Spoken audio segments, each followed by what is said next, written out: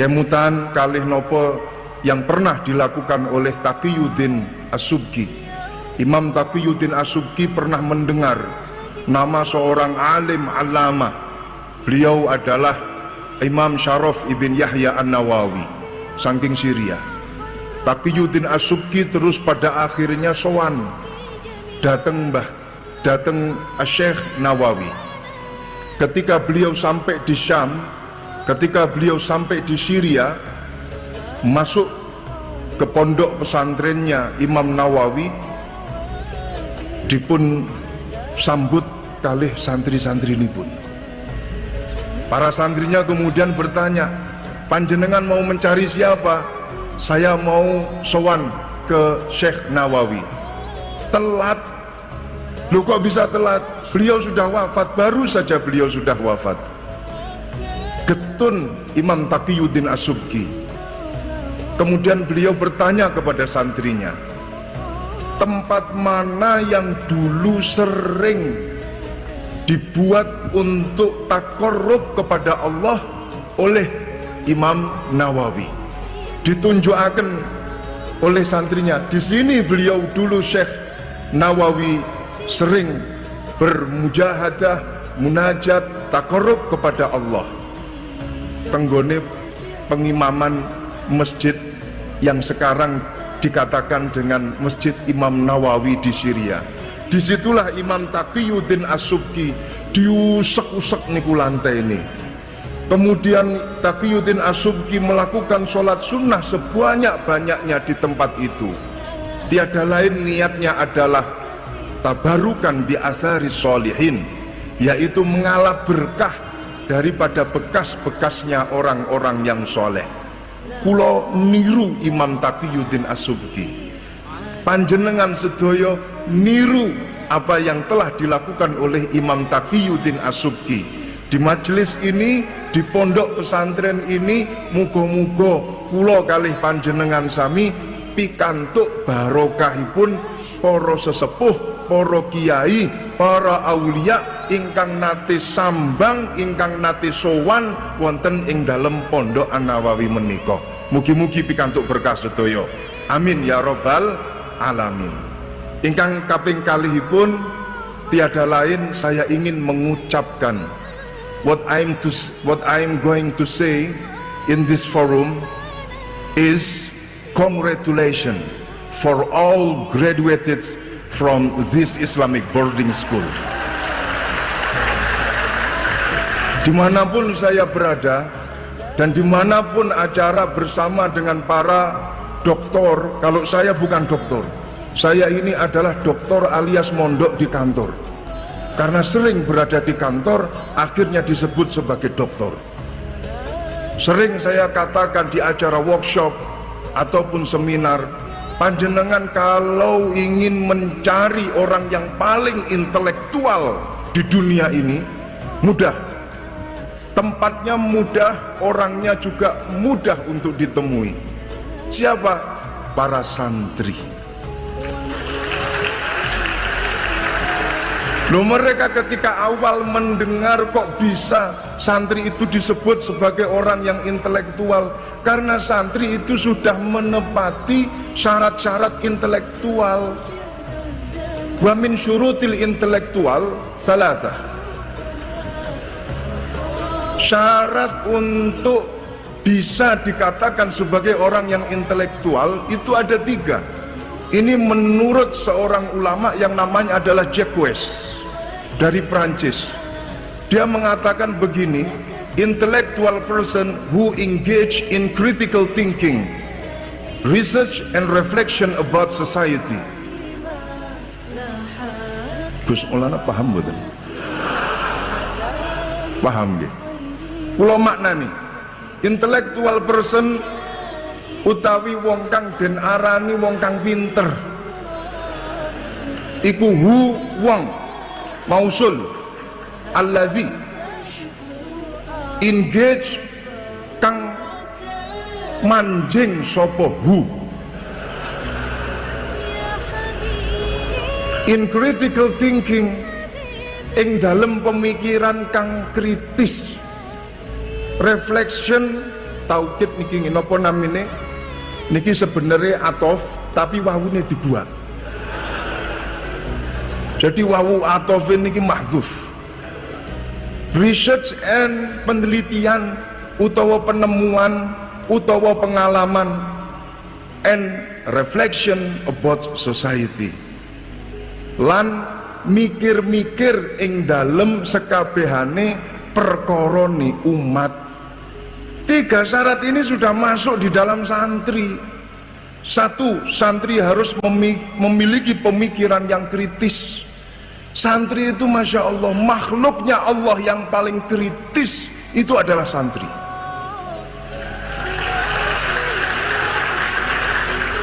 Loh, bagaimana nggak kritis? Tadi sudah disampaikan oleh Mbah Kiai Halwani. Kulo namung nambahi sekedhik kemawon. Sejatosipun Mau'idatul Hasanah Al-Uzma itu sudah disampaikan oleh Mbah Kiai Halwani.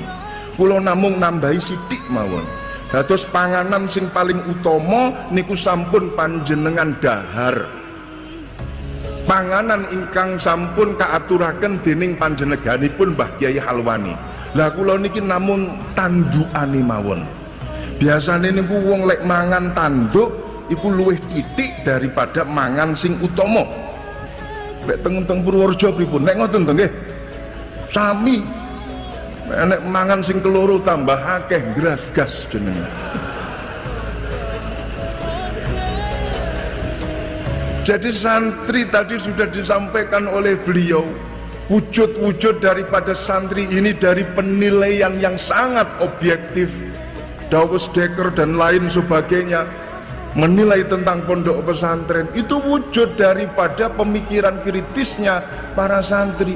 Nah, faktor santri itu bisa kritis karena ketika dia berada di pondok pesantren, salah satu faktornya adalah dia sering hidup dalam keadaan terpepet. Niki salah satu faktor orang itu bisa kritis. Jenengan tingali tenggone cabang ilmu psikologi. Orang ketika terpepet maka akan muncul pikiran-pikiran kritisnya. Dan itu semuanya di bawah alam sadar mereka. Loh, santri itu karena sering terpepet, akhirnya dia terbiasa dengan pemikiran-pemikiran yang kritis. Contoh kecil, sering terlambat kiriman dari orang tua. Leres napa mboten? Baru saja dikirim oleh orang tua 500.000 per bulan. 1 bulan 500.000. Pada hari pertama 350.000 dibayar dibuat untuk membayar utang-utang bulan yang kemarin. Sehingga dia ngantongi 150.000. Pada hari kedua dia dipalak oleh teman-temannya untuk mayoran, habis sudah 100.000, tinggal 50.000. Hari ketiga alhamdulillah berkurang 25.000. Hari keempat habis sudah kiriman dari orang tua, sisa hidup 26 hari ke depan. Sehingga dia harus berpikir setajam mungkin, bagaimana caranya agar saya bisa hidup, bisa survive di pondok pesantren selama 26 hari. Jangan sampai saya mati di pondok pesantren.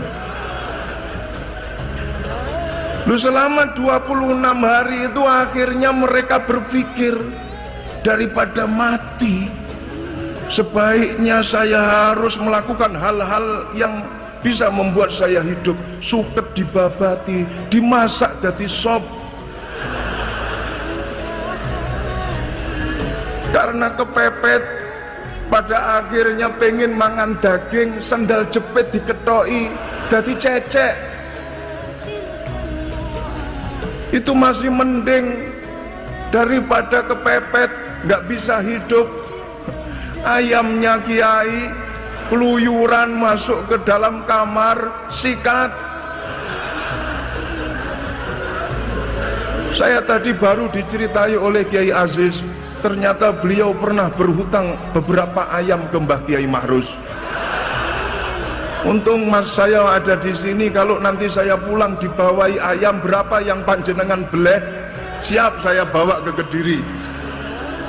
Itu katanya ada yang lebih parah lagi, kambing masuk ke kamar, sikat dengan satu dalil, kiai mesti ridho.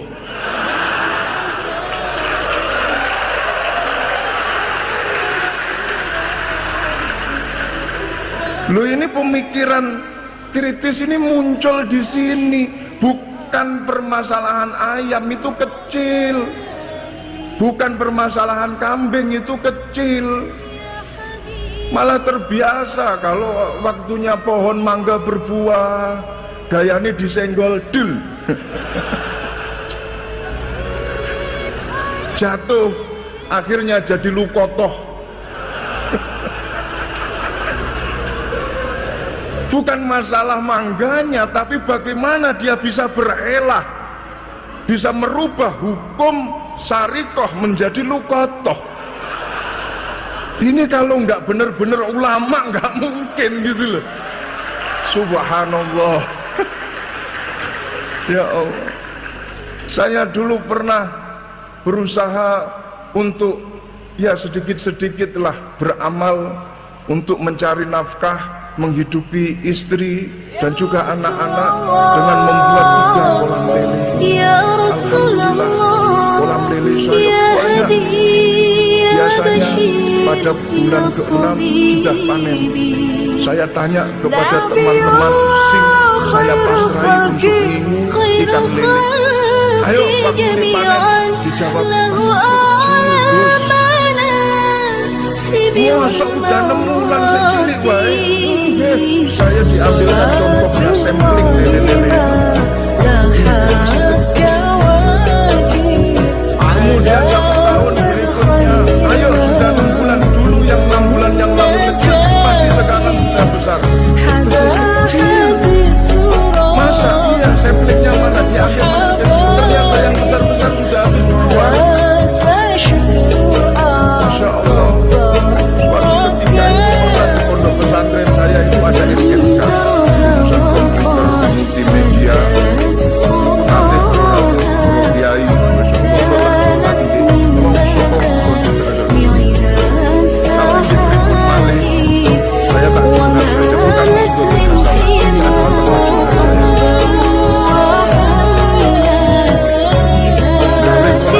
dijual. Kemudian setelah itu suatu ketika tanggal maghrib di pondok pesantren pulau di Pasrai santri-santri seakan akhirnya pulau kan bertanya-tanya dalam hati, pondok pesantren itu semakin malam semakin malam, semakin malam semakin malam, itu bisa berarti santri gak ada di dalam. Menurut saya Pak Guru, mana para santri? Dicek di kamar gak ada, ternyata dia ada di ruang madrasah, pas malam di ruang kelas madrasah nonton film Ada Apa Dengan Cinta. Pakai laptop kecil ukuran 2 tilang kali 1 tilang, yang nonton 25 orang. Ketahuan oleh keamanan, kemudian digiring ke rumah saya. Seperti biasanya kalau ada satu yang melanggar, berarti harus dipopol, gundul plus buyur. Alhamdulillah 25 kepala habis saya potong rambutnya dan sampai melecetkan tangan saya. Akhirnya gara-gara melecetkan tangan pengasuh harus ditambahi tasbih.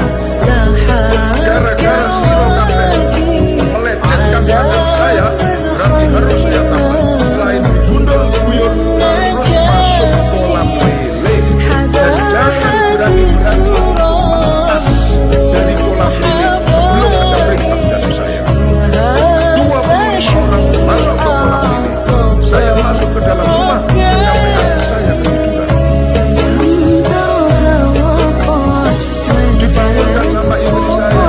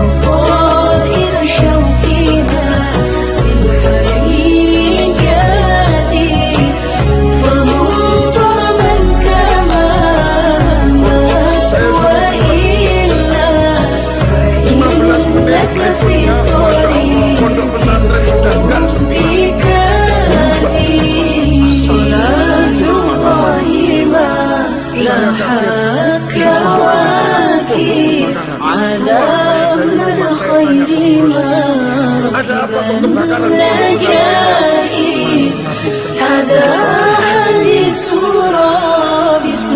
Jadi ketika dia berada di kolam lele, dia sempat mengambil lele saya, dilempar keluar dari kolam. Saya tidak ngerti lelenya karena sudah dibakar, tapi yang saya pikirkan adalah, begitu hebatnya santri, berpikiran kritis, bisa mengambil kesempatan di segala kesempitan. Ini gitu, makanya para santri keluar dari pondok pesantren, segala permasalahan masyarakat, insya Allah santri siap untuk menjadi pengayom-pengayom dan mencarikan segala solusi untuk masyarakat. Ini santri. Bahkan kalau di dalam Al-Quran dipun sampai akan lebih dari itu syaratnya intelektual itu, dan itu juga dimiliki oleh para santri, yadhkurunallaha qiyaman wa qu'udan wa ala junubihim wa yatafakkaruna fi khalqis samawati wal ard. Lek tenggone syarate intelektual niku lek di bahasa Arabno tidak jauh beda dengan ulil albab. Kalau menurut mereka mendefinisikan intellectual person adalah orang yang punya pemikiran kritis, Al-Quran lebih dulu. Yang dimaksud dengan orang-orang yang intelektual adalah dia berzikir kepada Allah di setiap tingkah lakunya, dan sing dipikir gak cuman masalah donya tok, wa yatafakkaruna fi khalqis samawati wal ardi wa ikhtilafil laili wan nahar la ayatil li ulil albab. Jadi santri selangkah lebih maju daripada orang-orang intelektual. Karena apa? Orang intelektual hanya mikir permasalahan dunia, santri sing dipikir dunia akhirat, bumi sak langite pisan. Iku santri. Yang kedua, syarat daripada seorang yang intelektual adalah research. Dia punya penelitian, dia punya pengalaman. Saya juga selalu bilang, para rawuh, kalau panjenengan ingin melihat miniatur Bhinneka Tunggal Ika, nggak usah jauh-jauh ngukur dari Sabang sampai Merauke, itu menghabiskan anggaran negara. Cukup lihat pesantren, panjenengan bisa melihat miniatur Bhinneka Tunggal Ika ada di pondok pesantren, dan gratis masuk pesantren. Adapun anggaran untuk Sabang sampai Merauke cukup berikan kepada pondok pesantren saja. Lho kenging nopo? Kenapa pondok pesantren sebagai miniatur Bhinneka Tunggal Ika? Panjenengan pirsani piyambak, panjenengan mireng piyambak. Bagaimana tadi santri disebut, masya Allah, yang hadir di depan kita tadi ini semua laki-laki para alumni ganteng kabeh, yang perempuan juga ayu-ayu kabeh, dan tidak ada yang terbalik sing wedok ganteng utawa sing lanang ayu. Bahkan tadi saya sempat matur dateng Gus, niki kira-kira sing wedok niki toto rias make up niki teng pundi gitu. Subhanallah, kok wayu-wayu santri Berjan niki. Siap insya Allah kalau mau barter dengan Lirboyo. Karena beberapa alumni pondok pesantren Lirboyo juga hadir di tempat ini. Ahlan wa sahlan wa marhaban bihudurikum dumateng para alumni pondok pesantren Lirboyo, dumateng sinten kemawon para alumni pondok Lirboyo ingkang dereng nikah, ingkang dereng gadah jodoh, monggo santri Berjan siap untuk dijadikan pasangan hidup kalian semuanya.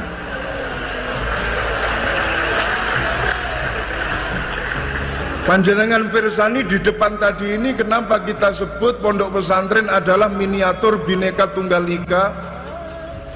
Tadi disebut dari Lampung, ada Lampung Timur, Lampung Barat, ada dari Jawa, ada dari Madura, ada suku Bugis, ada suku Dayak, ada suku Batak, ada, semuanya ada. sehingga konco-konco santri setiap hari itu kumpul dengan teman-temannya yang berbeda suku. Sing Jawa sering kumpul karo wong Dayak, sing Madura sering kumpul dengan orang Sunda, bahkan sampai diteruskan sing Sunda besanan karo sing Madura, sing Madura ijol-ijolan adik karo sing Dayak. Setiap hari berinteraksi antar suku, sehingga jaminannya adalah ketika santri itu keluar dari pondok pesantren, insya Allah sudah terbiasa ketika dia berhadapan dengan makhluk hidupnya Allah dari berbagai macam suku. Ini adalah santri. Dan tidak cuma itu toh. Ketika berada di pondok pesantren, para santri ini juga berinteraksi dengan mereka-mereka yang strata sosial ekonominya itu berbeda-beda. Ketika di pesantren kumpul karo koncone sing sugih akeh, kumpul dengan koncone sing melarat akeh, kumpul dengan koncone sing kadang sugih kadang melarat akeh, dengan berbagai macam karakter. Teman-temannya karakternya macam-macam, setiap hari mereka berkumpul, sehingga ketika keluar dari pondok pesantren dengan mudah para santri itu bisa menyelesaikan permasalahan karena dia sudah terbiasa berinteraksi dengan berbagai macam watak-watuk karakternya masyarakat. Ini santri. Syarat yang terakhir adalah reflection about society. Pasti seorang santri pasti memiliki himmah yang luhur untuk membenahi masyarakatnya, seperti tadi yang disampaikan oleh Dawes Dekker dan juga disampaikan oleh seorang peneliti yaitu Hiroko Horikoshi. Clifford Geertz juga pernah menyampaikan hal yang serupa, dan juga siapa itu namanya yang dari Australia, dari Canberra. Saya pernah bertemu dengan beliau ketika saya berada di Canberra. Saya lupa, daripada saya di sini lama memikir namanya, lebih baik saya teruskan saja omongan saya. Yang penting mereka mengatakan bahwasannya seorang santri ketika berada di tengah-tengah masyarakat, dia menjadi pengayom dan dapat melakukan perubahan sosial, berubah dari hal yang negatif menjadi yang positif, berubah dari hal yang baik menjadi lebih baik. Kemudian kami positif mendawehaken kami dengan Mbah Yai Makro sekali berkali-kali beliau menyampaikan di depan para hadirin, laisa minna man lam yahtam bi umuril Islam, bukan termasuk golongan kita. Siapapun orangnya, apapun jabatannya, apapun pangkatnya, apapun profesinya, ketika dia beraktivitas kok tidak memiliki himmah untuk mementingkan permasalahannya orang-orang muslim, maka dahulunya Rasulullah hum laisa minna, dia bukan termasuk golongan daripada kita. Alhamdulillah, kita sangat mewakili pada malam hari ini memiliki kepedulian yang tinggi terhadap pondok pesantren Nabawi. Insya Allah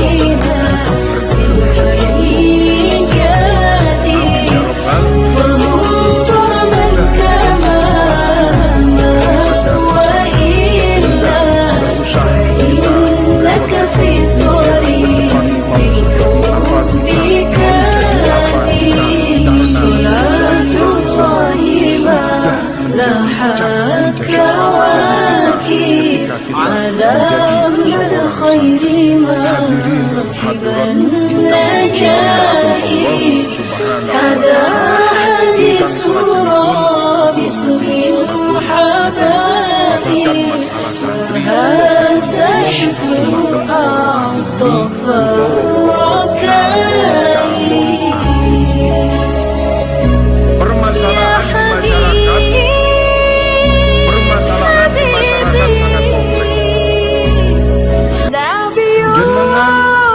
Jangan sampai terbawa dengan provokasi-provokasi yang bisa mencerai-beraikan kalian karena hanya perbedaan pendapat. Jenengan jangan sampai terbawa dengan provokasi yang menyeret panjenengan untuk lepas dari akidah prinsip sunnah wal jamaah. Namunipun Mbak Yai Ma'rus, ikutilah kemana sungai itu mengalir, tapi jangan sampai kau hanyut oleh aliran air.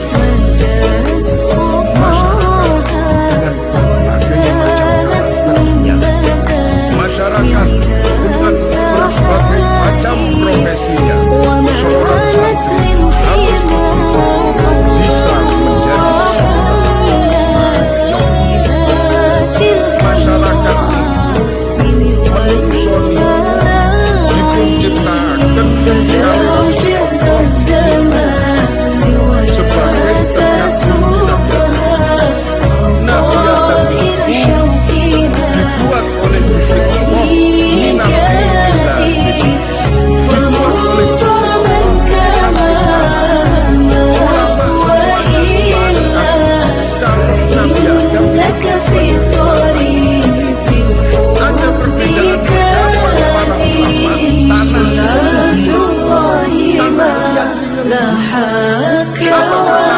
Tanah liat atau tanah liat dari Somalia atau tanah liat dari wonten setunggal pendapat dari golongan para ulama yang mengatakan Nabi Adam itu diciptakan oleh Gusti Allah dari kumpulan tanah liat. Buk menompo tanah liat tanah liat di Timur Tengah dicukupi, tanah liat di Syam, Persia, India, Pakistan dicukupi, kemudian ditiupkan roh kun wayakun, jadilah Nabi Adam. Makanya warna kulit menungso itu enek sing sawu mateng, ono sing sawu bosok, ono sing kuning langsat. Ini mbok menawa kebagian tanah liat Timur Tengah. Enek sing ireng jiliteng, iki mbok menawa kebagian tanah liat Somalia. Saya pernah punya seorang teman dari Somalia. Ini kulitnya wireng, nyuwun sewu. Tapi beliau ketika saya tanya, apakah kamu bangga dengan kulit hitam yang panjenengan miliki itu? Dia jawab, ana atafakhar bihadal jilid, bilauni hadal jilid. Aku sangat bangga dengan warna kulit saya.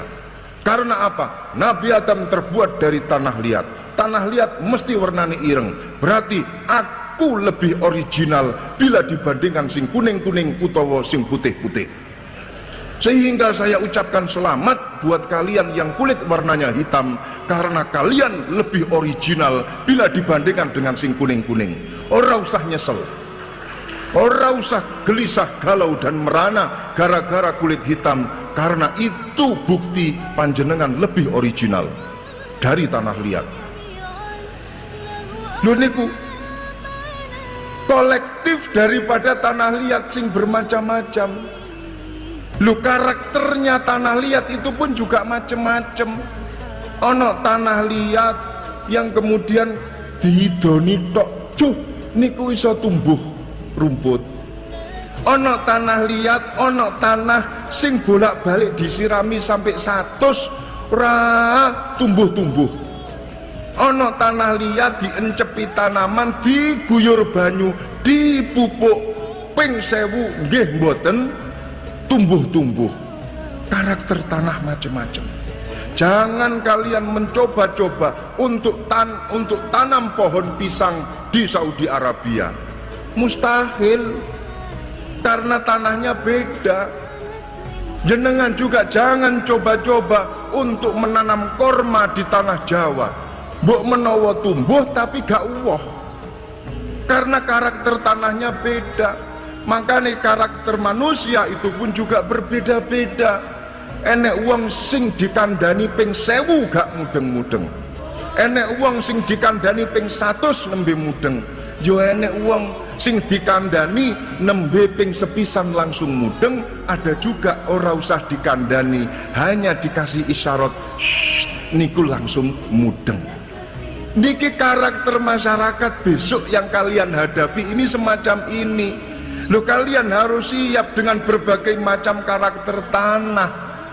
Tapi alhamdulillahnya di pondok pesantren panjenengan sudah terbiasa dengan berbagai macam karakter manusia.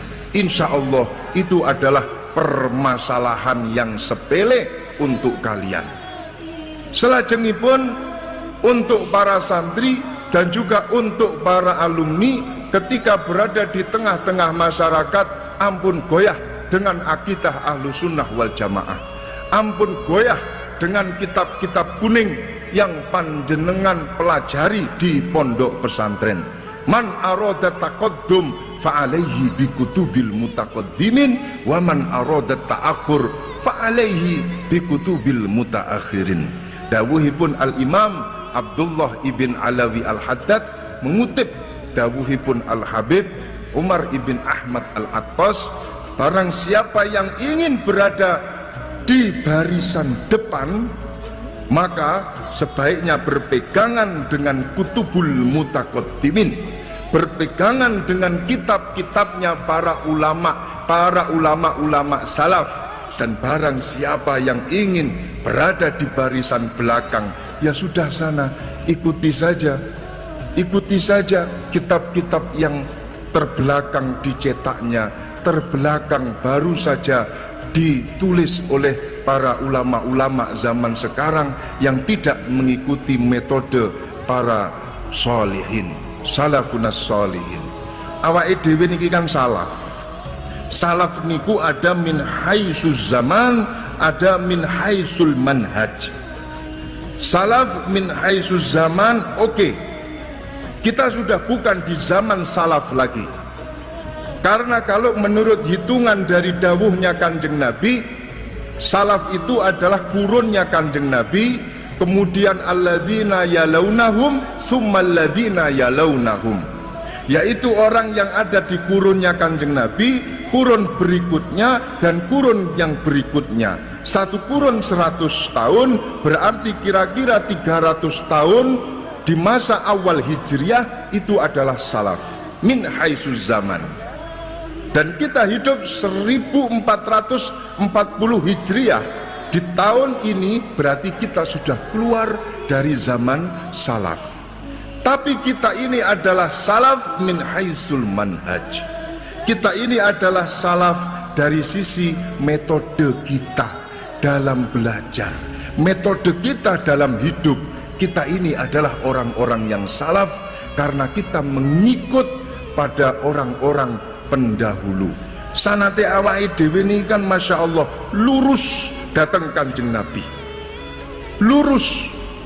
Sanate awake dhewe masya Allah, apa yang kita lakukan di dunia ini nyuwun sewu, kula badhe ngemutaken ad-dunya kulluhu, ad-dunya halaluhu, ad-dunya haramuhum hisab. Teng donya kabeh halal haramin donya niki sedaya niki dihisab. Perkara haram dihisab, perkara halal nggih dihisab. Besok awake dhewe niki ditakoni karo malaikat. Contoh jelas kalau perkara haram pasti dihisab. Kalau perkara yang halal, contoh koyok ngombe gawe tangan kanan sunnah. Ngombe gawe tangan kanan niki kan sunnah. Lah besok niku teng akhirat niki ya dihisab. Kula ngombe gawe tangan kanan, contoh niki. Alhamdulillah. Setelah ngombe ngomong alhamdulillah sunnah. Lah perkara-perkara sunnah seperti ini besok tenggone akhirat niku ya bakal dihisab. Dipun tangleti sampean benjing, sampean karo malaikat dipun tangleti. Dulu ketika kamu di dunia ngombe gawe tangan kanan, Sadurunge ngombe maca bismillah, setelah ngombe maca alhamdulillah. Oleh ngelmu kuwi teko ndi? Kamu dapat ilmu itu dari mana? Sampeyan saged jawab, saya dapat dari Mbah Kiai Halwani. Malaikat kemudian datang ke Mbah Kiai Halwani. Panjenengan saking pundi Yai ilmu niku? Kula saking guru kula, Mbah Kiai Marzuki, Mbah Kiai Mahrus. Semisal Mbah Kiai Marzuki kalih Mbah Kiai Mahrus dipun tangleti kalih malaikat. Ilmunya dari mana? Dari guru saya, Mbah Kiai Abdul Karim, muassis pondok pesantren Lirboyo. Mbah Kiai Abdul Karim ditanya, sampean dari mana Kiai? Dari guru saya, Syekhona Khalil Bangkalan. Mbah Khalil ditangleti saking pundi? Saking Mbah Kiai Mahfud Termas. Mbah Kiai Mahfud dipun tangleti saking pundi Kiai? Saking guru kula sinten? Mbah Kiai Ahmad Zaini Dahlan. Kiai Ahmad Zaini Dahlan dipun tangleti saking pundi? Kiai Ahmad Ad-Dasuki. Kiai Ahmad Ad-Dasuki dipun tangleti saking pundi? Gurunya Ibrahim Al-Bajuri. Ibrahim Al-Bajuri dipun tangleti saking pundi? Gurunya Abdullah As-Sanusi. Abdullah As-Sanusi dipun tangleti saking pundi? Saking gurunya Abduddin Al-Iji. Abduddin Al-Iji dipun tangleti saking pundi? Saking gurunya Muhammad ibn Umar Fakhrul Razi. Muhammad ibn Umar Fakhrul Razi dipun tangleti saking pundi? Abdul Karim Asy-Syahrastani. Imam Asy-Syahrastani dipun tangleti saking pundi? Muhammad Al-Ghazali. Muhammad Al-Ghazali Hujjatul Islam dipun tangleti saking pundi? Saking Imamul Haramain Al-Juwaini. Terus sampai datang Sayyidina Ali. Sayyidina Ali dipun tangleti saking pundi? Saking Kanjeng Nabi. Dadi jenengan para alumni pondok pesantren yakin, sak yakin besok tenggone akhirat awake dhewe niki dipun syafaati kalih para ulama, kalih para kiai yang sanadnya nyambung sampai Kanjeng Nabi Muhammad sallallahu alaihi wasallam. Beda lek jenengan belajarnya tidak dari pondok pesantren. Makanya lek tenggone pondok pesantren krono sambunge kalih para kiai, setiap arep ngaji kiai ini difatihai dhisik. Kemudian musonnife ila hadrati muallifi Fathil Qorib Al-Fatihah, ila hadrati muallifi Alfiyah Ibni Malik Al-Fatihah. Mboten nate mireng ila hadrati muallifi biologi Al-Fatihah. Ora nek ceritane ila muallifi kitab kimiawi Al-Fatihah. Mboten wonten. Tradisi seperti ini adanya di pondok pesantren. Lho makane besok niku wong lek belajare mboten pas. Semisal belajar toko Google, tenggone akhirat niku dipun tangleti, walaupun toh perkara sing halal. Kowe oleh ngilmu ngombe gawe tangan kanan teko ndi? Google. Google digoleki karo malaikat. Malaikat niku akhirnya bengak-bengok sak wen-wen tenggone akhirat. Yang namanya Google ngacung. Ora nek sing ngacung. Makanya bisa diyakinkan, yakin sak yakine jenengan titeni besok tenggone akhirat wong sing belajar melalui guru yang tidak pas, termasuk melalui Google, mlebu surgane sawi gak mlebu-mlebu. Awake dhewe sebagai santri mlebu surgane cepet krana gandolan surbane para kiai. Alhamdulillah. Dadi awake dhewe niki salaf min haisul manhaj, dan jangan sampai keluar dari manhaj para ulama salaf as-saleh ini. Asy-syaqiyyu man kharaja an manhaji aslafihi. Orang yang sangat merugi adalah orang yang keluar dari metode pendahulunya. Mereka adalah orang-orang yang merugi. Awake dhewe niki salaf. Krana guru-gurune awake dhewe niki sambung sampai Kanjeng Nabi. Ilmune awake dhewe sambung sampai Kanjeng Nabi. Salaf awake dhewe niku. Dulu ada yang ingin mematahkan metode ini. Ada yang mengatakan, memprovokasi teman-teman santri. Loh, sampean mengaku sebagai salaf, tapi sampean mengatakan bahwasanya punya sanad dan juga punya imam dalam kalian berakidah ikut madhab Asy'ariyah, Maturidiyah sama Asy'ariyah. Padahal Abu Ali al-Asy'ari ini adalah orang yang mengembangkan keilmuan Wasil ibn Atha. Padahal awal kholaf itu adalah Wasil bin Atha. Awal kholaf itu adalah Wasil bin Atha. Wasil bin Atha ini adalah murid daripada Imam Hasan Basri. Abu Ali al-Asy'ari ini adalah murid daripada Abu Ali al-Jubba'i. Sebelumnya beliau belajar kepada Abu Hashim al-Jubba'i. Kemudian atasnya lagi adalah Hudzail al-Allaf. Kemudian atasnya lagi adalah Ibrahim an-Nadhdham. Kemudian atasnya Wasil bin Atha, dan atasnya lagi adalah Imam Hasan Basri. Sampeyan mengaku sebagai salaf, tapi kok ikut akidah Asy'ariyah, padahal itu adalah murid daripada Wasil bin Atha.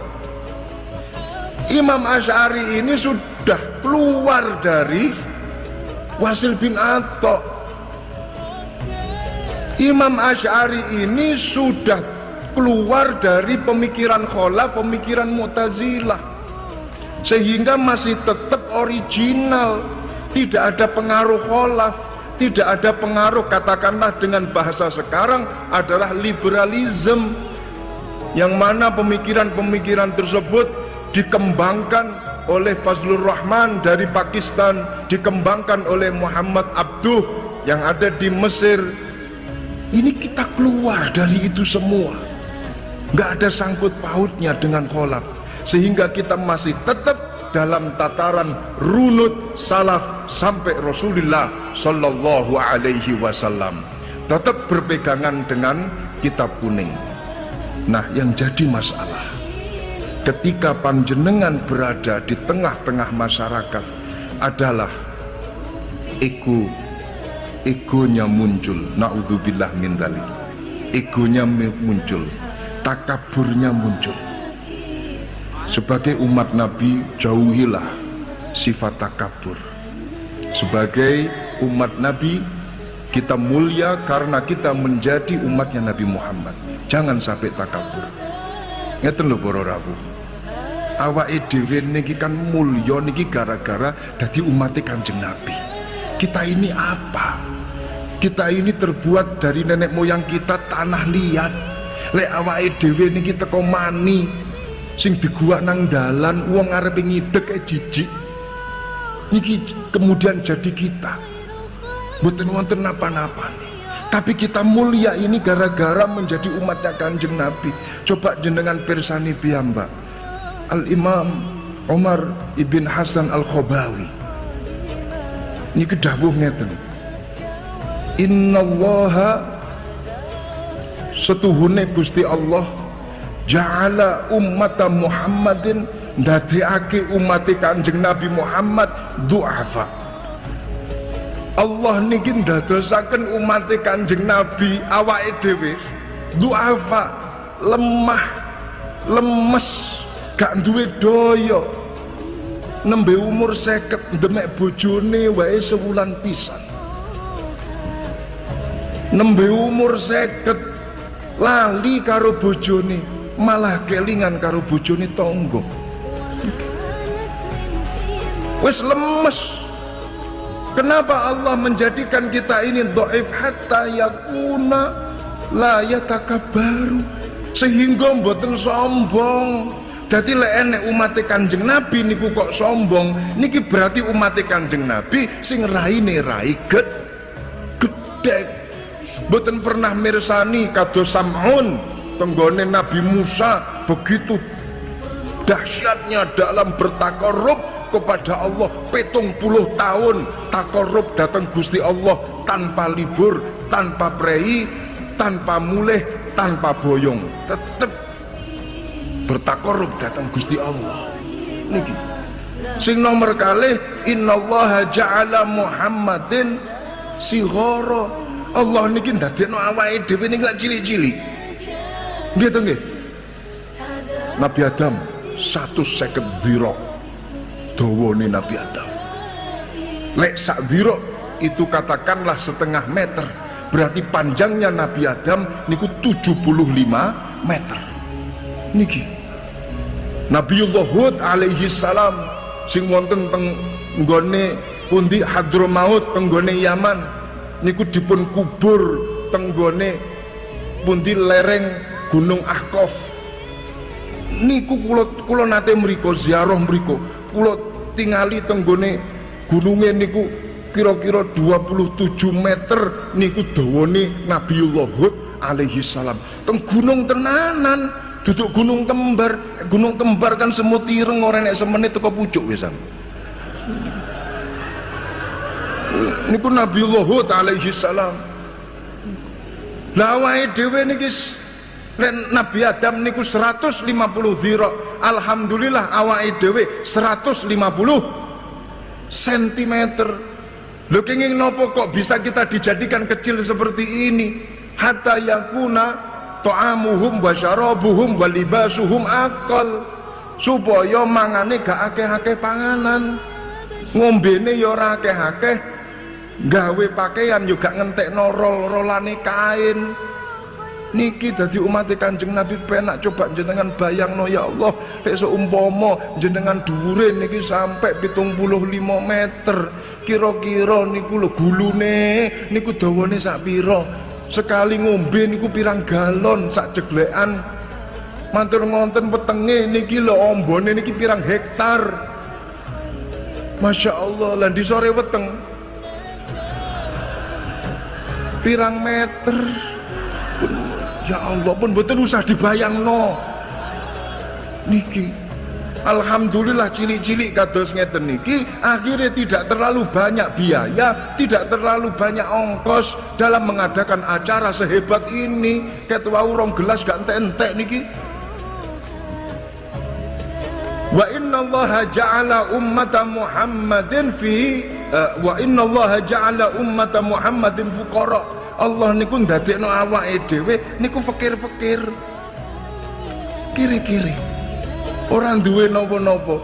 Nabi Sulaiman gawe pondok niku masya Allah lepoane emas. Tenggone ndukure niku, tenggone ndukur tembok niku dipasang mulai zamrud, kemudian berlian, ke ulu macan bacan niku mboten kanggo, permata-permata kabeh. Nabi Sulaiman kursine teko emas. Jenengan tingali Korun sing urip tenggone zamane Nabi Musa, sendale niki lho teko emas, sendale santri berjan jepit bolak-balik pisan, beda warna pisan. Lha niki kenapa kita diciptakan seperti ini? Hatta yakuna hisabuhum akal, supaya hisabe besok tenggone akhirat niki gak suwi-suwi. Dadi awake dhewe besok ketika ada di akhirat ditanya oleh malaikat, kowe umate sapa? Umate Kanjeng Nabi. Alah, paling dalam hitungan menit langsung dikongkon melbu plung tenggone surgane Allah.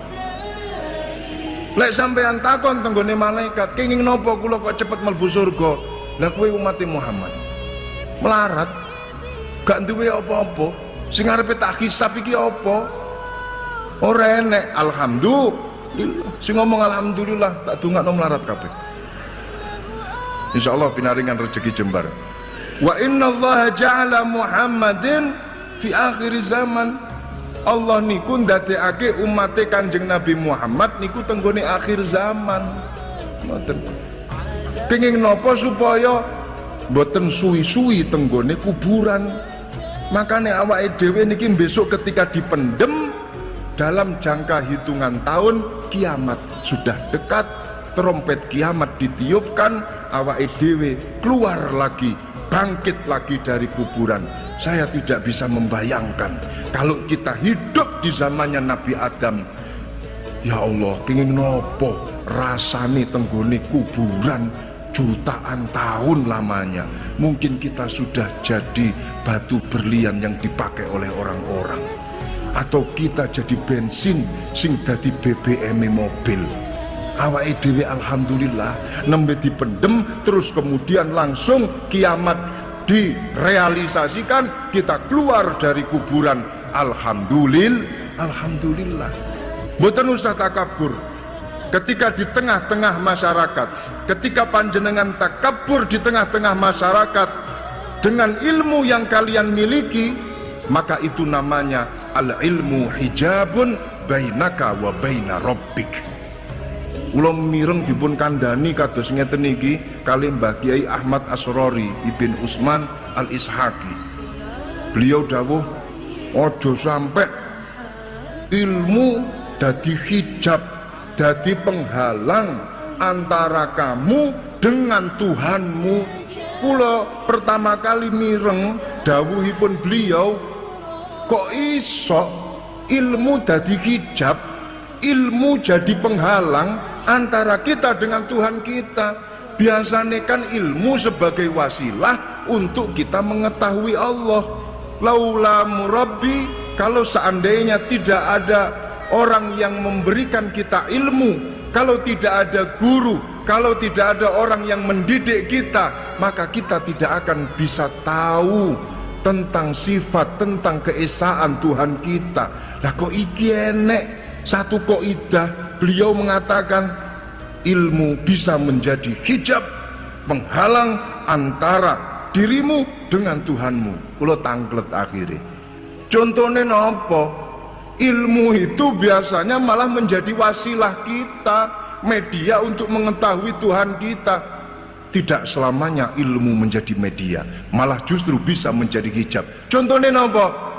Contohnya wong mari pidato, wong mari ngekei acara seminar, orang setelah memberi acara ceramah, orang setelah memberi materi-materi, kemudian setelah dia memberi materi, dia mengatakan, iki lo aku, lihat semua orang terpana kepadaku, lihat semua orang menangis gara-gara ceramahku.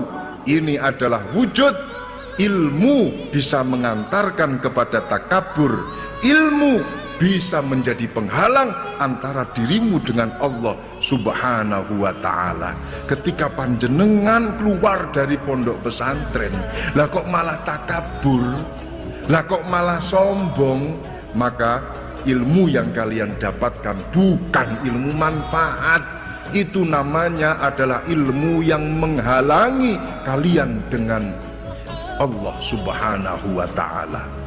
Rumiyin Syekhul Islam Zakaria Al-Ansori, pengarang kitab Fathul Wahhab, niku tahu maca kitab cilik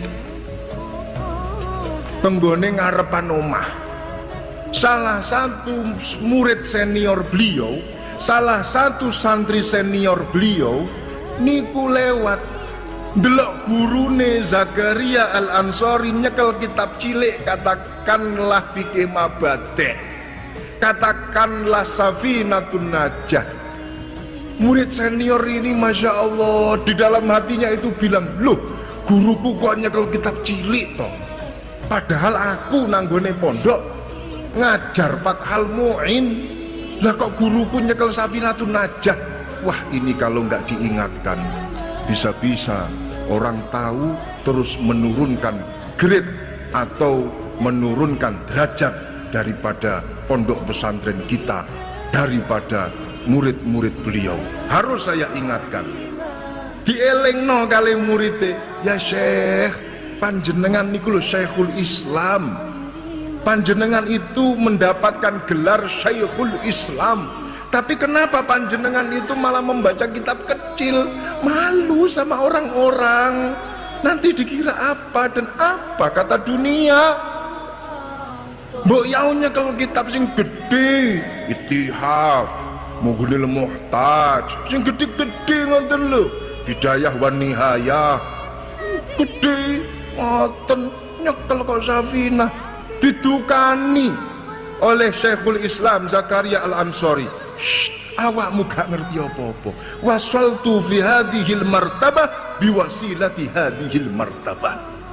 Aku iso disebut seperti itu, saya bisa sampai seperti ini, yo gara-gara kitab cilik, gara-gara kitab sing cilik-cilik iki, yo kudu dihormati. Makanya para rawuh Mbah Kiai Abdul Karim Muazzis Pondok Pesantren Lirboyo menurut satu kisah, menurut satu riwayat, beliau tidak pernah sare dalam keadaan sengaja, amdan, tidak pernah sare dalam kondisi nawaitu tiduran lillahi ta'ala. Kenapa? Karena beliau kalau sare dalam posisi dengan berbagai macam posisi, di tangannya selalu pegang kitab. Kitab cilik, kitab gede, dicekel kali Mbah Kiai Abdul Karim. Beliau menurut sejarahnya setiap kali mau mengajar pasti memutolaah, pasti mau memutolaah, walaupun toh yang akan diajarkan itu jurumiyah. Ngajar jurumiyah tetap buka kitab jurumiyah, dimutolaah terlebih dahulu. Mau mengajar imriti, dibuka imriti. Mau ngajar alfiyah, dibuka alfiyah, apapun tingkatannya. Niku Mbah Kiai Abdul Karim. Lek sare niku mesti nggawe cekelan kitab cilik, kitab gede, berarti ini menunjukkan kalau beliau tidur dalam keadaan tidak sengaja, alias keturun. Mirip dengan kita, kalau tidur mesti keturun, tapi tenggone tangane awake dhewe iki mesti cekelan HP. Beda titik, cekelane mawon sing beda. Para rawuh hadirin hadirat ingkang dipun mulyakaken Allah, mila Syekh Sayyid Muhammad Alwi Al-Maliki dawuh sabatul ilmi bil mudzakarah.